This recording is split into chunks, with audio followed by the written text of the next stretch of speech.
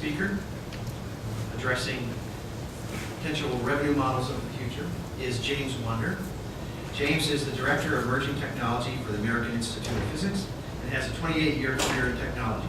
He is responsible for leading technical development for all of AIP's services, including the premier service Citation. Previous efforts include developing Web 2.0 based interactive and highly available services. James is a designer, programmer, and systems administrator, and has worked with a wide variety of platforms and vendors.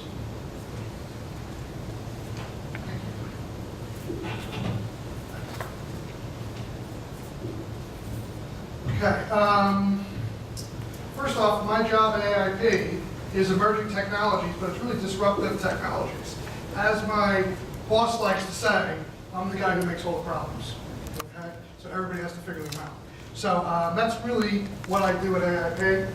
So the agenda for this is who are the players, where are we now, what are we doing at this point? Current platforms and services. We're going to go through some new subscription models, talk a little bit about the future, hopefully get into some interesting points, conclusion, and discussion, which is not actually on this list. So what do publishers want? What do all publishers want?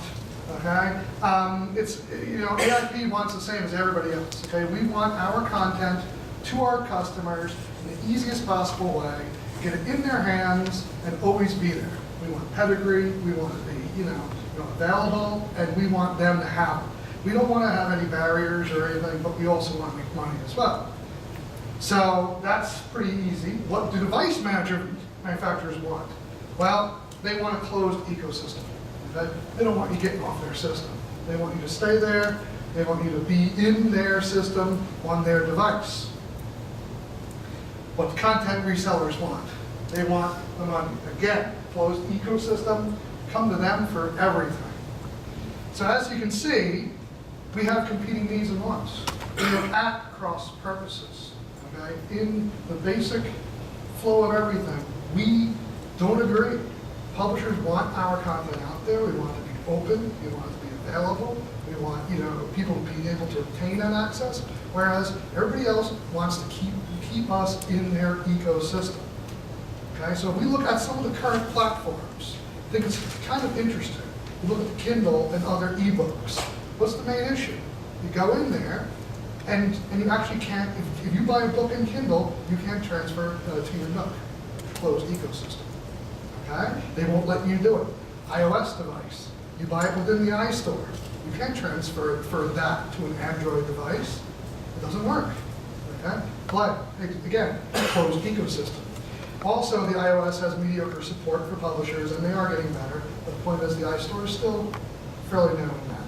Others, anybody else that comes up, why don't we think they're going to follow suit? Okay? If everybody else already does this, why shouldn't they? Because they have a forced customer base there. The web, it's open. All devices have a browser now. Is this truly our way out? Get into a little bit of a talk about HTML5 here at HTML. Don't want to get too technical, but the point is, we have options. As publishers, as content providers, we have options. We're not locked in. We can go HTML, we can go HTML5, we can go other active technologies for these devices, okay? You're not locked in. Okay, so this might be our way out, or might be a nice way to force the actual device makers and and actually resellers to actually come along and be a little bit more open. Okay? So next thing that I want to talk about here is new purchasing models. And I'm a technology person. I'm not a business person. Well, I am, but I'm not usually in charge of this. So when I looked at this, I was looking at this, okay, how do I look at this from a technology perspective? The first thing that I wanted to look at was Google One Pass. Now, a lot of people have heard of Google One Pass, but we're not really sure what it is, okay? And pretty honestly, that's my thought on it. Okay? Yeah, that's kind of the way I feel. What is it? It's e-commerce for the web. That's all it is. It's subscription. We've had this for at least 10 years. all right? And they're saying, okay, well, we're going to call it a subscription model, and it's e-commerce, and it's going to be free, it's going to be on the web, thank you very much. Oh, and by the way, we're going to have some single sign-on. How are you going to do that? Don't know yet. Well, maybe you all need a Google account, and everybody with a Google account can have this single sign-on. I don't see that as being single sign-on, but maybe I'm wrong. Nice part, web-based, okay? Some of the other things that are interesting is they're only going to take 10%. Isn't that so nice? They're only taking 10%, okay? Thank you very much for providing a web-based e-commerce system that we already have. They do provide some information to the customers. It's still not forthcoming. There's about 4 or 5 publishers who are told to be using OnePass at this point, or going to be using OnePass at this point. We haven't really seen it, don't know what it is, but from this list, from everything I was able to glean about it, and everything I was able to read about it, I'm not very happy. And I'm not very interested, quite honestly. We have Apple subscriptions, okay? Again, okay? What are they? It's just another App Store purchase, all right? We could have done this already. They have a consumable products area of their iStore. If Apple would have allowed us to do it, which they didn't, they would have, we could have made subscriptions already. Again, simply e-commerce. But negative is you're locked into their ecosystem, okay? You're locked into their services, their iOS devices, okay? So you're held there. 30% off the top. No, I know, this is worse than 10, I know. But the point is, if you really look at it, and I'm gonna waffle here a little bit, because if you really look at it, 30%, if you already don't have an e-commerce system, if you already don't have a system that's out there, and you're already not paying people to do it for you, 30% for a SaaS provider is not a bad thing, all right? And Apple is probably one of the best SaaS providers. But if you already have a system, why do you want this? You don't, okay? Because it's just another thing, you have to integrate that with your system, and it's a pain. Again, and this is the real bad thing, limited customer information. They don't give you any information about your customers. They don't let you know who they are. Well, thank you for letting me know 5 people bought this app from, Romania, because guess what? That's all I know. Okay, I don't know who they are, I don't know what they're doing, I don't know why they're there.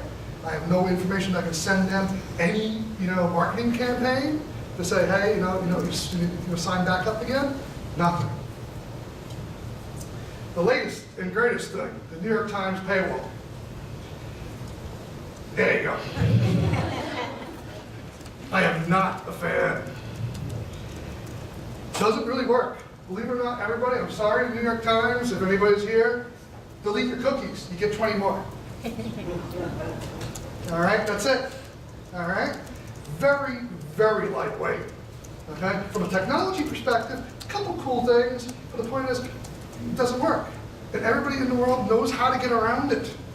Okay? I was just reading an article back there that said that people who got stuck in the paywall, only 30% actually went back. Now, is that because they already had a subscription? Don't know. Point is, they went down in their hits because of this. Okay? And if you know how to get around it, big deal. Just go to your browser, say delete all my cookies, it's done. Okay? They do some interesting things which I think are kind of cool. You come in and you get 20. If you come in from Bing, you get 5 more. If you come in from Google, you get 5 more. Come in from these other areas, you get extra articles.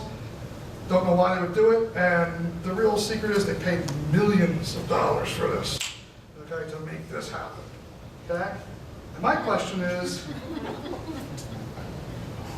are they trying to guilt me into purchasing?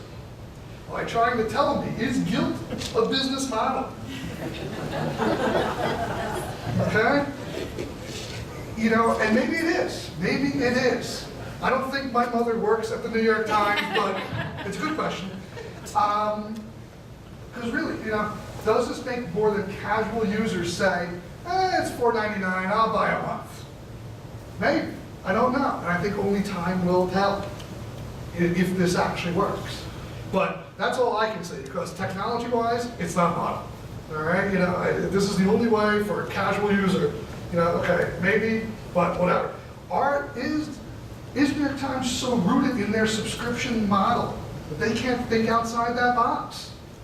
That they're just, everything's got to be a subscription, got to be a subscription, got to be a subscription. Is that the way that they're thinking? Because if it is, not too good. So it leads me into some new subscription models, okay? And remember, I'm a technology guy, so bear with me here, because now we're going to uncharted territory. What have we learned from the iStore? This is real important, okay, as far as I'm concerned. We're in, what has this really taught us? Okay? How do we use the micropayments? And even more importantly, this 5-second society. How many people go to YouTube, look at a video for 10 seconds, you don't like it right away, you're off to the next one. Okay? We are so quick and so in and so out. So it is a 5-second society. Why does the iStore work? Because it's immediate ROI. Okay? You pay for something and you get it right away. And the secret is, I actually do some of my own private apps. I have 20 of my own private apps up there. And I will tell you that 40% of the people who pay 99 cents for one of my apps never open it. Okay? They've paid $1 for that app, and they've actually never clicked on it to open it up and view it. That's how easy they'll pay $1 to buy something, and then never go to it. Maybe they didn't find it because they have 1,000 apps in their list. I don't know. Point is, I'm not doing a user study on that, but the point is, they never went, they never viewed it. 99 cents is such a low barrier. How can we as publishers use micropayments? I'm pushing all the time to use micropayments. How can we do it? Can we charge for something inside an article or inside an issue? Can we charge for something and use micropayments and actually make it happen? I don't know. But the point is, it's something we should be looking into. Paywalls. Well, this is my feeling, obviously. Okay, so bear with me. I hate anything in between me and my content. Okay, I truly do. And as far as I'm concerned, complication is not welcome. And we're back to the guilt business model. But the point is, do you really want to have something in there? Paywalls is not new. We've been dealing with paywalls for how many years now? Since the inception of e-commerce. Purchasing a PDF on our site is a paywall. Okay, you get there, you gotta take a credit card, and you gotta buy something. Okay? We've seen, good uptick on some of the article packs where you buy 10 and you get an extra, because that's at least easier. It's one less click that they have to do. You already know who they are. They come in and they just buy whatever they want. They just get it from their article pack. And we see good uptick on that. And a lot of times, believe it or not, they buy a 10-pack article pack and they only ever use 5. Never come back for the other 5. All right. So maybe convenience is an option. So, my next question is, what has e-commerce taught us?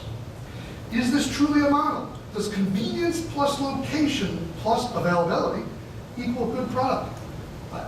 You'll notice I didn't put pedigree in there. I didn't put quality in there. I didn't put any of that in there. I put convenience, location, and availability. And if you look at what Amazon is doing, how many people, can I see a show? How many people do one-click order with Amazon? Wow, see? A huge amount of people, all right? And do you think that's probably the best thing that's out there? Is that the one thing that you really, really want? Is that the picture frame that you've really been looking for? Because I just bought one, okay? So is that really the picture frame you've been looking for or not? I don't know. But the point is, I'm a Prime member of Amazon. I love it. I love the free shipping. All right? I do most all my shopping on Amazon. All my Keurig K-cups come from Amazon. All right? Everything comes from Amazon. And one-click ordering is great. But what is it? It's convenience.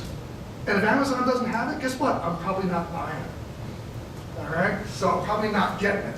So again, I didn't see what I really, really like in here. I didn't see Pedigree. I didn't see any of that in there. And that's a business model that's working today. Interesting. So what's the future? Sorry, I had to put the obligatory slide of the road. But what really is the future? What are we looking towards? What are we gonna, how are we looking towards the future? And how are we gonna break out of this subscription model? How are we gonna break out of trying to resell what we've always been selling in print? And look towards the internet. And later in the talk, in the discussion area, I'm going to go into a little impromptu study that I did before I came here. And I'm going to talk about what I found. But in general, people use the internet greatly different today than they did last month, than they did last year. Everybody's buying on the internet. People are using the internet as their shopping network. Okay? People are looking towards the internet and saying, that's all I want. I don't want anything else. Maybe I'll get print, maybe I'll do this, maybe I'll do that. Interesting. One note I will make towards the end, there's a new company that is going for $25, going to actually sell you a print copy of all your Facebook friends. Okay, so we'll see how that goes. So the print probably isn't dead. Okay, so my requirements as a customer. Single sign-on is a must. I don't care where I am. I don't care what I'm doing. I don't care what device I have in my hand. I don't care if it's an Apple device, an Android device. I don't care what it is. If I paid for it, I want it. Okay, and I want it there. Okay, that's my requirement. And quite honestly, that's every user's requirement. How do we satisfy that? How do we get to that? Hurdles, obviously, closed ecosystems. Okay, there's tons of them. They're built in there. The walls are built in. Sharing needs to happen in standards. Obviously, the device manufacturers don't want the standards out there. The web is a standard. Maybe that's our way out. So my conclusion before I get into my little discussion on my impromptu study, believe it or not, I still term this. When I wrote this, I had to stop and go back and say, early times, really? We had e-commerce in 1998, at least AFP did. In 1998, we were selling stuff online. We're early times? Really? For this? For e-subscriptions? We're still talking about this? And we are. This is how many years later? 13 years later. And we're still talking about this. And it boggles my mind at least. 13 years of internet time is like, I don't know, whatever. Do the math. But the point is, it's huge. Okay? Competing interests and the devices and device manufacturers. Now, I love my Apple products, okay? I'm the first one to walk around with this and say this is great. But the point is, let me go back, I'm sorry. And the point is, but this has helped greatly in some areas, but not for us as publishers right now, okay? Because it still is a closed ecosystem. Users don't know what they want. I put that in there, just try to be a little bit edgy. We'll get into that a little bit later, but quite honestly, they don't know what they want. They just know they're going out there and they want it and they want it for free. Publishers, this is my point, and again, remember, my job at AFP is to have, to make problems. So this is always my mantra, okay? Publishers are either following existing models or hesitant to try new ones. And I'm always saying that at AFP. Guys, let's go out there and look at new things to do. What's coming up? Why aren't we doing RSS feeds? Why aren't we doing this? Why aren't we doing that? Why aren't we playing with new stuff and trying new things? Let's always look to push the envelope. And I think we have to look at that more, quite honestly. I love to experiment, okay? Don't be afraid to experiment. A few quotes. Anyone who has never made a mistake has never tried anything new. Sorry, I had to use that on the side, okay? The person who doesn't make mistakes is unlikely to make anything. That's a good one. I haven't failed. I've had 10,000 ideas that didn't work. I probably had 30,000. Success is going from failure to failure with no loss of enthusiasm. So, for discussion, I'd like to bring up my impromptu, non-scientific, triple-blind study that I did. And I really do implore you to do this same thing, because I learned a vast amount of information by just doing it. Okay? And all I did was I walked around and I had 4 questions that I wanted to ask. I didn't bring any, device or paper or anything. I didn't care about that. I was just there for a conversation. But I had 4 questions I wanted to ask. Okay? I went to 30 people of all ages, of all disciplines, a couple physicists, a couple technology people, lay people. And I asked, and I said, how do you use the internet? Okay? What do you think the internet is really there for? What do you use this for? How are you going to use this? And they all answered the same. They all answered the same. Let me just get to my notes here, please. I actually do have notes. Okay? I found, and this might be surprising to some and not surprising to others, but to me it was kind of surprising, the internet is hyper-personal. The fact is, there's 10 ways to get anything out there. If you're looking for a piece of content, there's 10 ways to get it. Okay, it might be on the author site, it might be on our site, it might be on, some other site. In fact, that might not be the content you're looking for. Okay, it's hyper-personal. No 2 people out of 30 even answered the same. I like Hulu, but I don't like Netflix. Why? And then they would tell me why. I like Netflix, but I don't like Hulu. Why? Okay? I like this, but I don't like that. Actually, I had one person said, I'll sit through the ads because I know Hulu's going to give me stuff. I said, really? You're going to sit through those ads, those 60, 75-second ads? Yes, gladly, because I know I'm getting what I want. Okay, interesting. So from this, I don't think there's anything that or we can do to hit any more than possibly maximum 10% of the population. So my attitude is do 10 things, do 15 things, do 20 things to try to attract more people. Okay, get out there and do it because they all, it is hyper-personal. Think about, just go around and ask, do the study yourself. Okay, just go around and try and just ask questions. There's a real big lack of control of people on the internet. Let's just go back to Amazon for one point. When you had brick and mortar, okay, and you had the choice of 2 stores to go to buy something.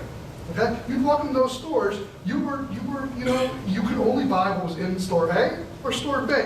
Furthermore, when you walked into store A, you were kind of controlled. Because you'd walk in there and how the things were made up in the store was controlled. How you were directed throughout the store. You probably bought 3 or 4 other things while you were there. Now on the internet, there's no control. There's absolutely no control. So how do people like Amazon, like someone else also said, people who bought this also bought this, and so forth and so on. So there's ways of them to bring some of that back, but the point is, there's no control. We have, as publishers, we have no control of the internet. Okay? And first, as long as we understand that and embrace that, then we can actually move forward. Pam said earlier about semantics. Pam was talking about semantics. And one way that I wrote in my notes as she was talking to control the internet or control the way things are is to use semantics, to use all the information we can possibly get to feed our search engine optimization. Okay? Get the customers to our front door. Okay? And then hopefully we can keep them there. Okay? But if they don't land on our front door, if they land on somebody else's front door, I don't have them. They're not my customer until they get to me. So use semantics and other information. Going back to the first 3 with the peer review, there's some great, Pascal had some great ones on the peer review. Okay? There's actual data there that can be used. Why don't we take that data and keep that data throughout the whole pipe and publish it with everything? That's more keywords, that's more information that can now be mined by these search engines. Okay? And then bring them again to your door. If they don't land on your door, they're not your customer. Okay? This is one that really got me, and I already knew it, but it's interesting. I asked actual physicists, technologists, people actually, a couple people actually doing their course study now for their thesis right now. I said, how do you obtain your content? And they said, first thing I do is I go to my library and I see if I get it for free. I said, okay. I said, well, it's not free in your library. I say, then I search on the web, see if I can find it free in the library. Or find it free some other place, an author site or whatever. I said, okay. What if you can't find it free on an author site or whatever else? If it's more than 99 cents, I go and read something else. And that was the answer from everybody. That it's not low, I wrote it down here, where is it? Free, low cost, or other content. Okay, so what's the barrier to entry for low cost? I don't know. That's a whole other conversation. But that's what they do. That is the usage case on the internet. Free, low cost, or other content. So how do we fill in there? How do we fit in there? How do we make our content low cost or free or not? But how do we actually entice people to pay for it? That's a whole other issue.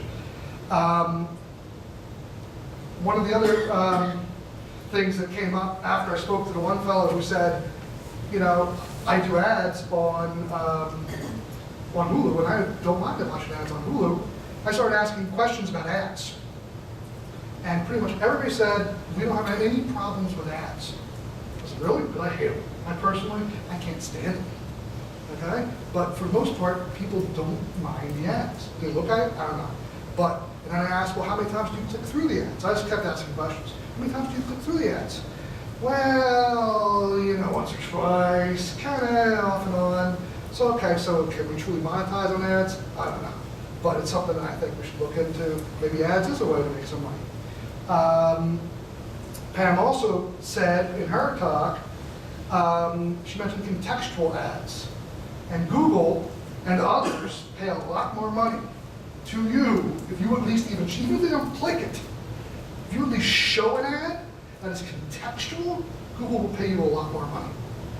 Okay, so that might be a way to monetize some of these hits that we're hopefully going to get from with better SEO. Also, during a roundtable, Eric Hall said that people will pay for his content. Well, he's a financial publisher. And I said, well, okay, maybe they're going to pay for your content, okay? And maybe people pay a lot of money for that content. I'm not sure if that is discipline, cross-discipline or not. Okay, could be. I guess if you're doing a patent, you're going to pay a lot for those content, right? But I guess it's you know, contextual. Where are you? What are you doing? How are you doing it? And you know, what are you trying to get? Another thing is the pedigree, which is really interesting. When I asked a question, remember, I live in New York. I asked a question. The New York Times paywall. How would you handle that paywall? Only 2 out of 30 people actually read the New York Times, which is flabbergasted me. I said, really? I'm in New York, and only 2 people out of the 30 I asked actually go to the New York Times? And yeah. So then I asked, well, where do you go? Well, go to Yahoo, Google, go to a litany of other different sources, but I don't go to the New York Times. So okay, the 2 people who actually did go to the New York Times, I asked, what do you do with the paywall? One said, well, I already have a print subscription, so it doesn't bother me, because I get it for free. The other one said, I'll probably go someplace else. So the point is, I don't think that's a good model. Just for the fact that the news is available everywhere, and we take news and just take out the word news and insert the word content. Content is available everywhere. Okay, people want content, they're going to find it. Okay. One of the other things that was really interesting was 25% of the people I asked have actually donated to a blog in the last year. Donated money to a blog that they read in the last year. I've never donated money, maybe I'm just cheap, but the point is they've donated money to a blog that they like to read. So maybe there's some other, you know, stuff there. You know, maybe get some good bloggers. Don't know. The last thing I just had here before any questions. The name of the company is Yearly Leaf, and they'll actually allow you to print out selected Facebook items. So you can actually go to Facebook and actually select what you want to print, and they'll make you a nice book for $25, which I think is really interesting. Which goes back to vanity and print. It's not dead. It's not dead. It's how we look at it. It's how we use it. So on that note, I'm going to cede the floor to questions.